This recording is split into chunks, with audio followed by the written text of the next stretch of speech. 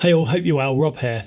Every week I get loads of questions through, which is really cool, from people that have watched my videos on which product I should buy, which bike I should buy, and just looking for my feedback and maybe a bit of guidance on which bike might be the right one for them. And I try and respond to as many as I possibly can, but I don't manage to get to all of them. And I thought that instead of just sending that reply to one person, I would share the reply with you all here in this video. So I'm going to try and do these as much as I can, maybe once a week. So if you've got any questions with anything to do with e-bikes, just send me an email. I'll put my email at the end and I'll do my best to film it and share the response with you. So yeah, I get probably, 10 questions a week on e-bikes, and the majority are versus. So should I go for this one versus this one, or I've got a budget, here's the amount I've got to spend, which bike should I go and buy? Now, most e-bikes right now that have come out in the last year or so, they're really good. They're like seriously good. Once you get to this £3,500, which is a lot of money, and above, they're really good. You generally get a decent battery, decent motor, decent geometry, and it's actually more and more difficult to separate the bikes from each other.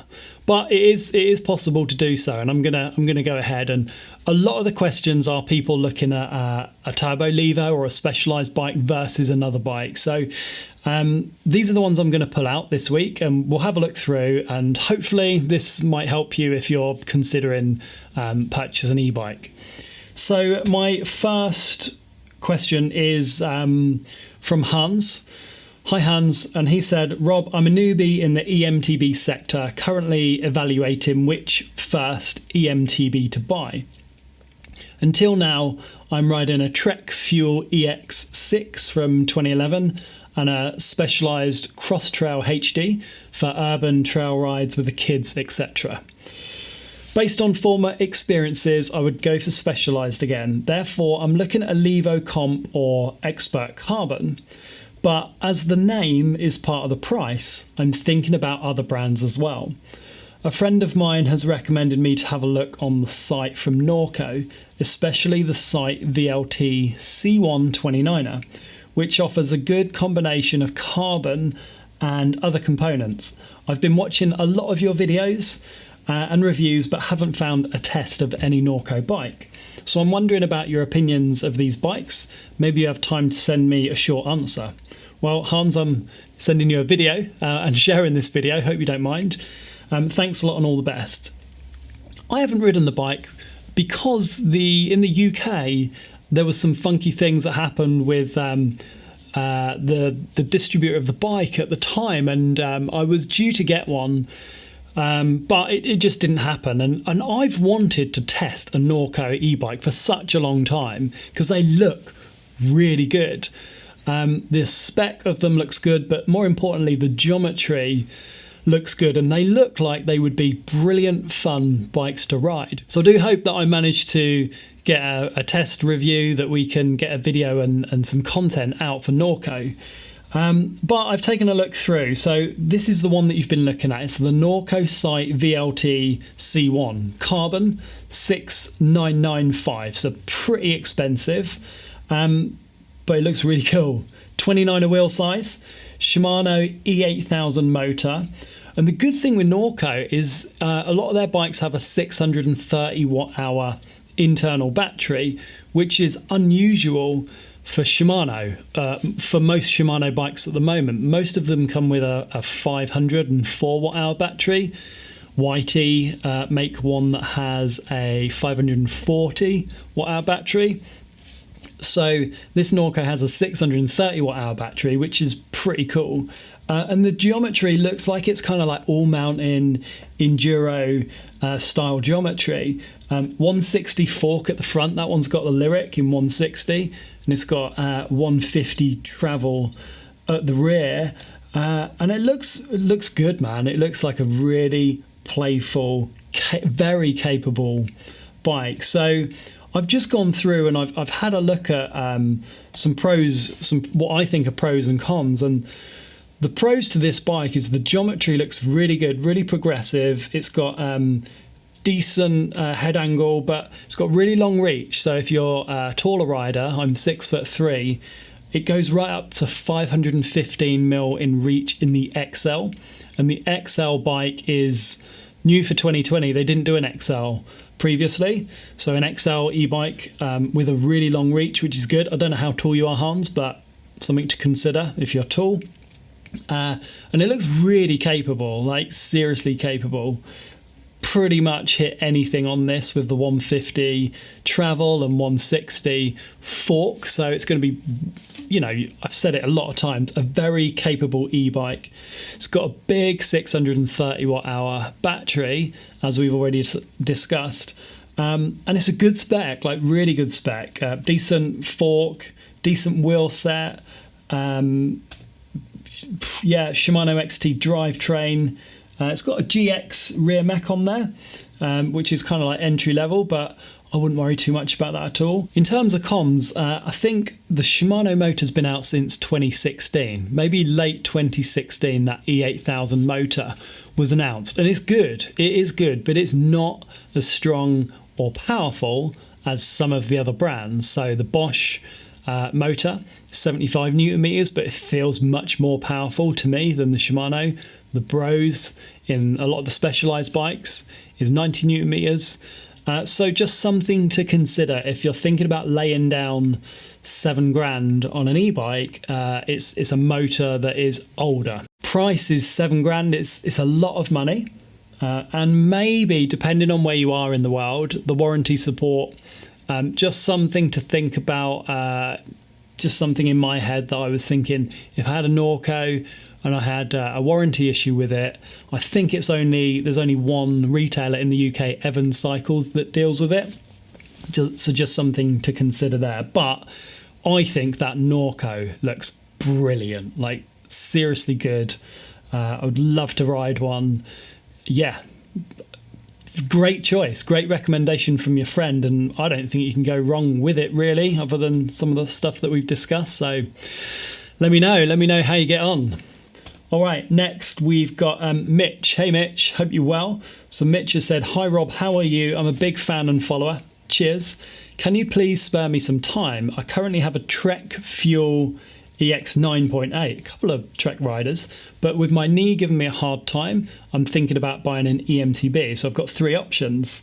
Turbo Levo SL is my favourite, but my worry is that I'll still need to pedal hard, seeing that it only assists up to 200% of rider input. But I like the lean, mean, non-bulky and nimble feel of it. I'm only 40 years old, tall and 105 kilograms. Will the bike be powerful enough for me? Then the Turbo Levo and the Scott Genius E-Ride 910, 920, but the bulky look and big motor, thick down tubes is a turn off for me. I don't like speed at all. I love the exercise and being in the forests and exploring. That's what I like. Do you know if the 2021 SL will still have the 35 Newton meter motor, or what will be different? Looking forward to your reply. Regards, Mitch. Thanks for your question, Mitch. Okay, so you like the fitness side of it, you like exploring, you like being in the forests and that kind of stuff. I've ridden the Levo SL quite a few times with other regular full-powered e-bikes. And yes, you do need to pedal it hard, but it is seriously capable. It will keep up. Like, I ride with John, the bike pilot, who's on my channel quite a bit. We went out for a ride just yesterday. He's got the Levo, I was riding the Levo SL. And there were some flat sections where he couldn't actually keep up with me because the SL above the cutoff limit is really quick. So from what you've said you love the exercise, you love being in the forests and exploring. Yes, the Levo SL can do all of that, and it is lightweight, it is nimble, and it feels like a very, very good bike to ride. In terms of the 2021, Will it still have the 35 Newton meters? I'm sure it will. I don't know anything. I'm speculating, but normally Specialized have a bike out for 3 years roughly before they replace it. So I think that if they did anything, it would be software based. But I think that's going to have that 35 Newton meter power for quite some time, at least maybe another 2 years, 3 years. But hey, I don't know. I'm just speculating, but I think they're going to stick with that. Don't read too much into those numbers though. That 35 Newton meters, because the motor is quite an efficient motor. A lot of that power is delivered to there's a lot of mechanical power that is transferred. So it feels like it's more than 35 Newton meters. If I'm thinking about riding a Levo, which is 90, it doesn't feel like it's like almost a third of the power, if that makes sense. So yeah, I think that bike is going to be really good for you. All right, next up we've got Jed. Hi Rob, I've followed your reviews for a while now and I'm in a bit of a predicament. I'm looking to buy a Grape G6 or a Specialized Levo Comp SL. I'm just wondering on your thoughts on either and which of the two you'd choose. You've got £7,500 to spend. That's a lot of money. I own a Specialized Creo, but would like an EMTB. If there are any other suggestions I should consider, I'd be grateful for your advice. Thanks for taking the time, and I appreciate any help. Thanks again. Thanks for your question. They are two massively different bikes. The Grape G6, if you haven't seen it already, this is it. I rode it in Croatia when it was launched last year, and it is more focused on the technology side than the riding side. So it has things like integrated cameras, a big display on the front, or you can put your phone in a cradle and connect it to the bike. There's features like gamification that you can do. There's like cool kind of GPS and tracking things, and yeah, the bike is more focused on the tech side rather than the feel of the ride, compared to most other electric mountain bikes that are focused on the riding aspects of it. The weight I found of the G6, the battery, you can probably see up here, is fairly high, and the geometry just felt kind of didn't really fit with my riding style. So depends on what you want. So if you want something that is got loads of tech in it and loads of gadgets, the Grape G6 might be something for you. But if you want to focus more on the ride and the experience, then perhaps something else from, you know, any of the other manufacturers. You've got a massive budget there, so you've got a huge range of bikes, and I'll show you some bikes at the end of the video as well. But some things for the Grape G6 is full of tech. It's a unique concept. I don't think there's anything else out there that's like it.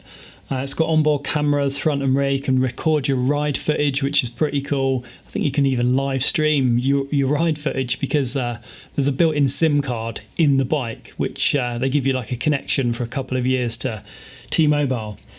But the cons, not great geometry if you're tall. It was really short. I really struggled to feel comfortable on the bike.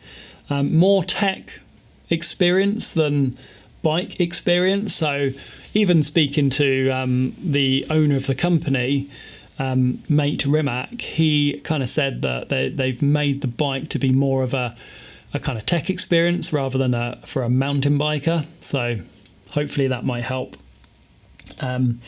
And you said, you know, which of the two would I buy?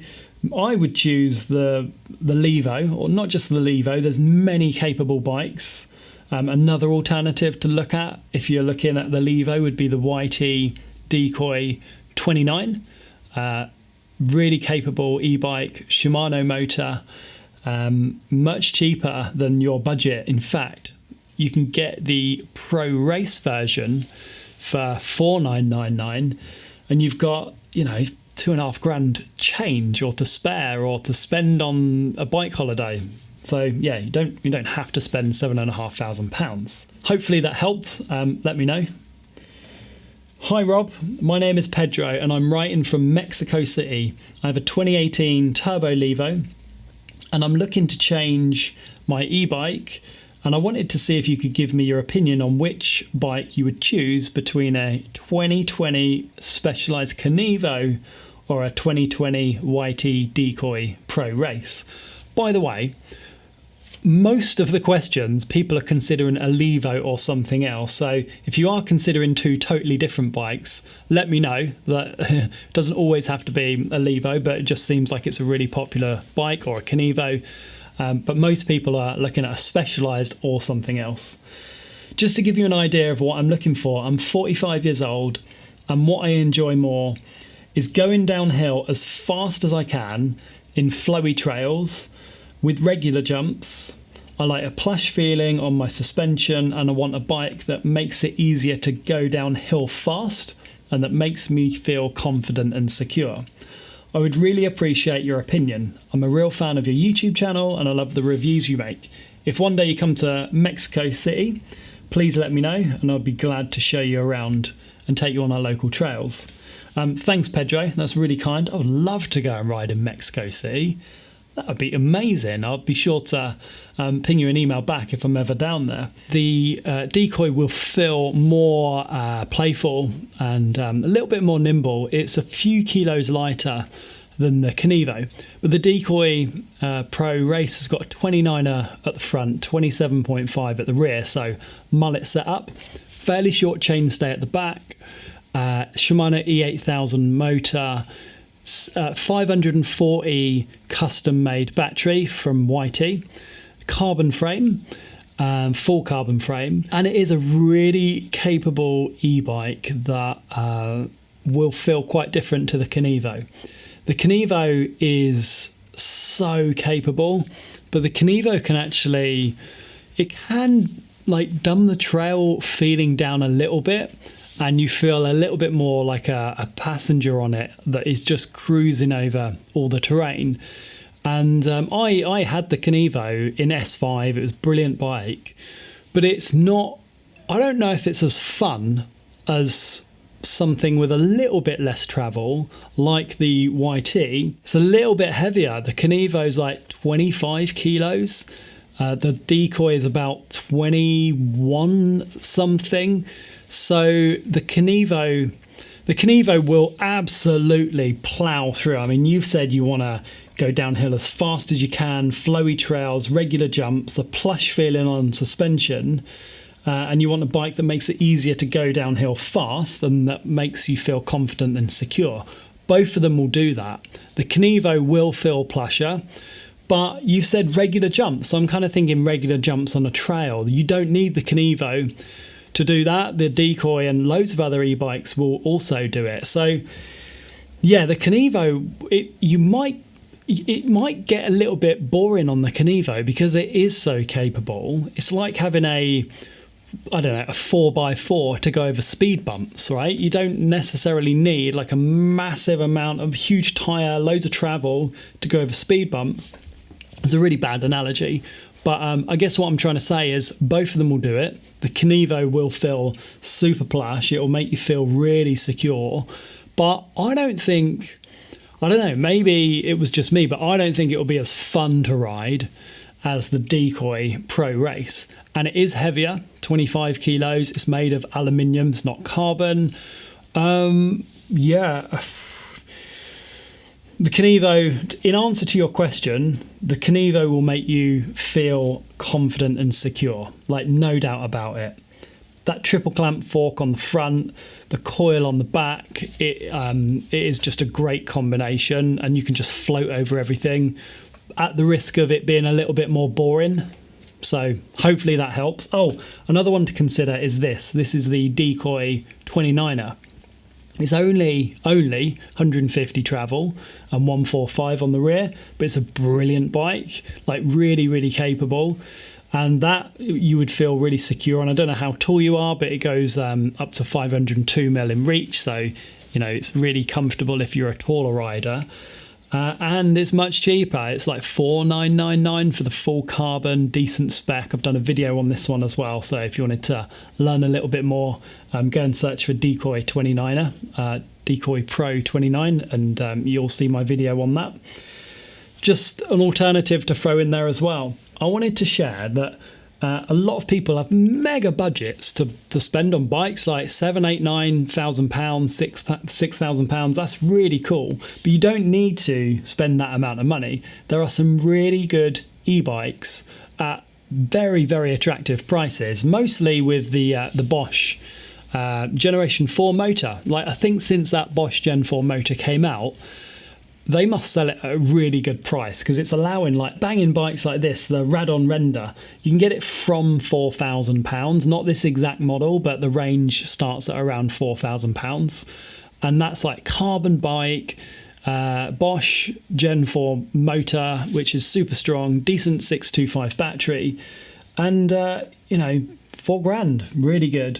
The Focus Jam 6.8 that I rode quite a lot, again, really good bike, decent motor, decent geometry, feels really good to ride. And perhaps the best value e-bikes that you can get are the Cube Hybrid 140s. They start at £3,800, which you're getting a lot of bike for your money. So for a lot of people that are looking at £6,000-7,000, I'm sure you've looked at all of them, but you can get a really good bike for like £3,800, and it's marginal gains after that, isn't it? Once you start spending £5,000, £6,000, £7,000, the gains and the benefits are getting really, really small. So hopefully that answered some of your questions. If you weren't looking at these bikes directly, maybe it just gave you a few different options to consider. If you do have any questions, send me an email and I'll try my best to get it recorded in a video format and share, so maybe more than one person can benefit from the answer. That's super cool. Send me an email at rob@emtbforums.com. I can't guarantee I'll be able to answer you or get it in a video, but I'll try my best. And if there's enough response, I'll try and do one of these weekly. Hopefully they're of some benefit. If it is, let me know with a thumbs up, because I do look at the amount of videos that get with a thumbs up, and it helps me understand what ones people like. And I'll bring out weekly e-bike content, and subscribe if you want weekly e-bike content delivered to your inbox. And until next time, I'll catch up with you soon.